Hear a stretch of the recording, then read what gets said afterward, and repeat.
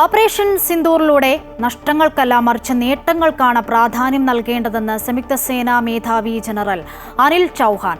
പാകിസ്ഥാനെ ഇന്ത്യക്കെതിരെ കൂടുതൽ ഭീകരാക്രമണങ്ങൾ നടത്തുന്നതിൽ നിന്നും തടയുക എന്നതായിരുന്നു ഓപ്പറേഷൻ സിന്ദൂറിന്റെ ലക്ഷ്യമെന്നും സംയുക്ത സേനാ മേധാവി വ്യക്തമാക്കി. പൂനെയിലെ സാവിത്രിഭായി ഫുലെ സർവകലാശാലയിൽ സംസാരിക്കുകയായിരുന്നു അദ്ദേഹം. പൂനെയിലെ സാവിത്രിഭായി ഫൂലെ സർവകലാശാലയിൽ ഭാവിയിലെ യുദ്ധങ്ങളും യുദ്ധമുറകളും എന്ന വിഷയത്തിലാണ് സംയുക്ത സേനാ മേധാവി ജനറൽ അനിൽ ചൗഹാൻ പഹൽഗാം ഭീകരാക്രമണത്തിലെ ഇന്ത്യയുടെ സൈനിക നടപടി വിശദീകരിച്ചത്. ഓപ്പറേഷൻ സിന്ദൂറിനിടെ സായുധ സേനയ്ക്കുണ്ടായ നഷ്ടങ്ങൾക്കല്ല മറിച്ച് നേട്ടങ്ങൾക്കാണ് പ്രാധാന്യം നൽകേണ്ടതെന്ന് അദ്ദേഹം പറഞ്ഞു. പാകിസ്ഥാനെ ഇന്ത്യക്കെതിരെ കൂടുതൽ ഭീകരാക്രമണങ്ങൾ നടത്തുന്നതിൽ നിന്ന് തടയുക എന്നതായിരുന്നു ഓപ്പറേഷൻ സിന്ദൂറിന്റെ ലക്ഷ്യം. പഹൽഗാം ആക്രമണം അങ്ങേയറ്റം ക്രൂരമായ പ്രവൃത്തിയായിരുന്നു.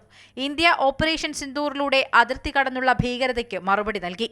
ഇന്ത്യ ഒരിക്കലും ആണവായുധ ഭീഷണിക്ക് വഴങ്ങില്ലെന്നും ഭീകരതയുടെ തടവിൽ കഴിയില്ലെന്നും ഓപ്പറേഷൻ സിന്ദൂറിലൂടെ വ്യക്തമാക്കിയെന്നും അദ്ദേഹം പറഞ്ഞു. ഒരു സൈനിക നടപടിയും പരിപൂർണമായി കുറ്റമറ്റതായി നടപ്പിലാക്കാൻ സാധിക്കില്ല.